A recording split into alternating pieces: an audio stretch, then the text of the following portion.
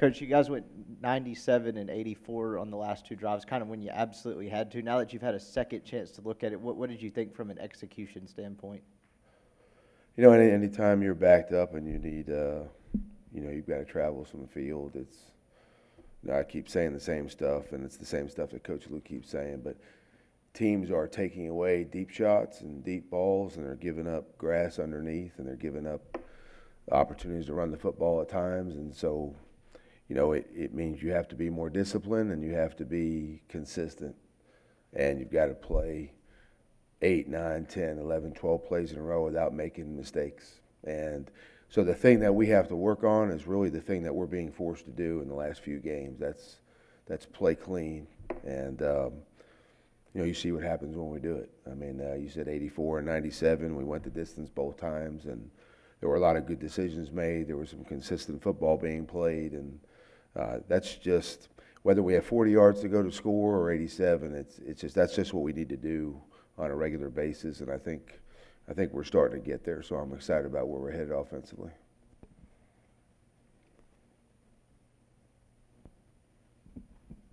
Hey, Phil, how difficult is it for AJ to slide outside and play that way if that's what you guys choose to do? That's where he started. So he's still going to play in the slot now. I mean, we're not. He's going to be the starting slot, and we have tremendous confidence in Braylon Sanders. But if need be, if we have to bring, because Elijah Moore, we have tremendous confidence in also. So between the two of them, we'll still have 4 or 5 guys out there that we're confident in. It's just, you don't replace DK Metcalf, so we're not going to try to. We're just going to look at, the weapons in the arsenal now and use them as best we can. And I still feel confident that we have a receiving core that can go get the job done. I know you told the punt returner to let the ball go to the 3-yard line, right?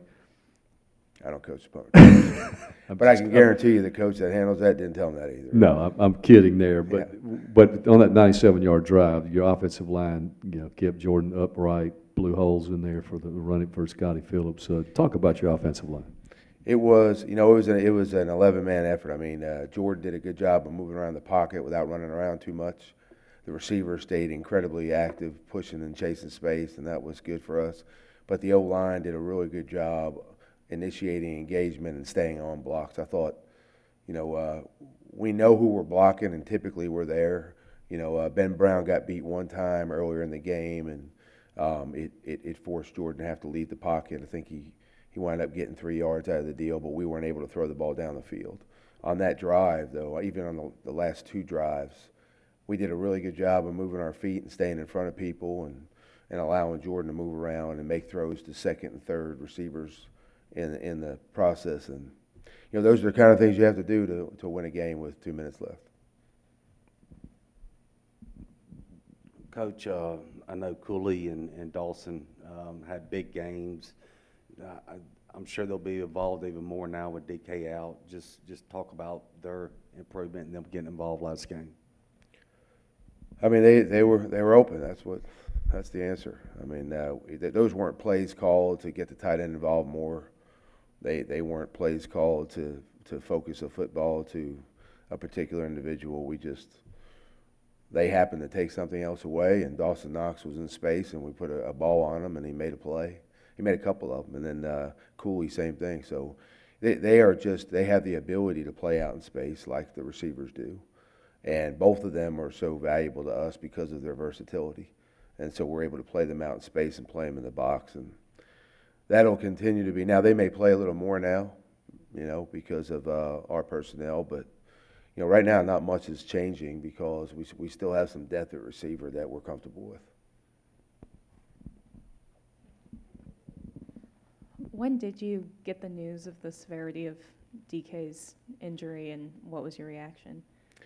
Well, I think anytime you hear – last night is the answer to the first question. I think anytime you hear that you have a player that has an injury that's going to keep him out for the remainder of the season, your first thought is he just going to be okay health-wise, and DK is going to be just fine. And then as long as that is as long as he's healthy there, then you start thinking about the football aspect of it. And but it's just next man up. I mean, we have to. You don't replace DK. We're gonna find the next best guy and line up our best 11 and keep playing football the way we do. And I know the guys off the field and the staff are going to be incredibly supportive of DK. And he's already texted me things about the Auburn game and the season. I mean, his mind is involved, and so right now I think it's not a positive thing, but I think everybody's handling it as best they can right now. We're just going to get focused on Auburn. What stood out to you about Sanders' performance last weekend with the increased minutes? Who's? Braylon Sanders. Well, I mean, Braylon's been playing a lot this whole season. I mean, he made some big catches early in the year, proved that he belonged out on the field there. He's made some catches in the SEC games. He's handled some really good press corners. He blocks well. He tracks the ball as well as anybody on our team when he's catching. So, he may not have that ultimate fifth gear that DK has when he gets going and he strides, but he does so many things well himself, and he has confidence in his ability. So I really, again, you don't replace DK, but I think we have a player out there that can make plays, and I'm actually excited to watch Braylon, in a more of a starting role that he's going to have now. Coach, psychologically, how important was it for the team, the offense, to really function and click on all cylinders in the rain? I know the last couple of years that has not been the case. You get later in the year and you start getting a lot of weather involvement. Just talk about that. When we talked about this in the staff meeting, I think it's mental toughness is what allows you to play consistently, and mental toughness is what allows you to play in some tougher conditions. The pregame we had before the Arkansas game might have been the best one we've had. You know what I mean? We didn't have a drop ball. Sanders was over there one hand catching on the sideline in the pouring rain. And, I think A.J. came out there with a great attitude, and it just kind of lit everybody up. And then Sanders made a one-handed catch, and, just in warm-ups. And it just was more like business as usual. Jordan threw 4 or 5 wobbly balls in the beginning and kind of got used to it. And after that, he stroked it for the rest of pregame. And I don't know if I heard anybody mention anything about the rain the remainder of the game. We also played at LSU in some, it didn't rain as often and as long, but we played in the rain there without issue either in terms of just it bothering us.